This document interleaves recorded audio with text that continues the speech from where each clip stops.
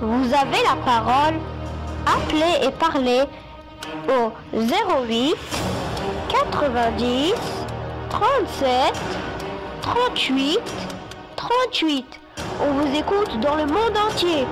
Écoutez la radio ici et maintenant.com 95.2 FM. J'arrête quand je veux.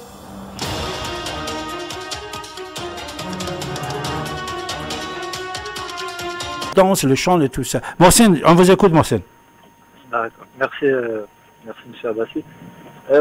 Pour continuer par rapport donc à nos discussions, oui, je suis tout à fait d'accord que dans le Coran, il y a beaucoup de termes d'origine sémitique, persan, donc il y a différentes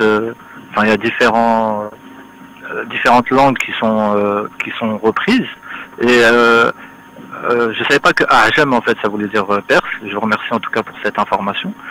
Et en fait, ma question c'est même si le Coran emprunte, parce qu'on sent l'empreinte des gens du livre, peut-être aussi un peu du persan, mais en quoi ça contredit le phénomène coranique, puisqu'il il reprend et confirme les messages antécédents en reprenant les différentes cultures et religions et en affirmant le principe de l'unicité de Dieu, en appelant à la sagesse. Mohsen, oui.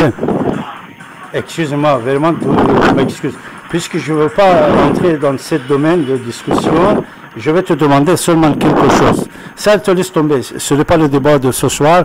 On peut faire ce débat-là après. Parce que je vais vous dire une chose.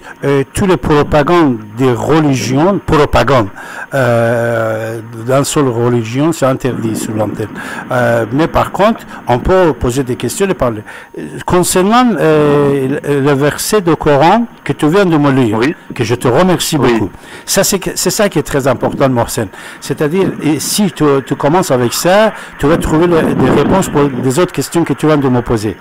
Déjà, cette verset que toi, tu le connais bien et que tu l'as trouvé, c'est le verset 103, Surah An-Nahl.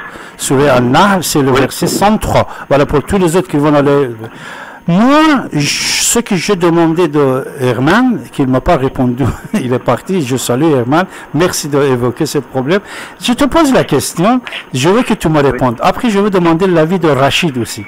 Ici, il dit, لَقَدْ نَعْلَمْ إِنَّهُمْ يَقُولُونَ إِنَّمَا يُعَلِّمُهُ بَشَرٌ. Nous savons très très bien quand dit Mahomet, il a un professeur,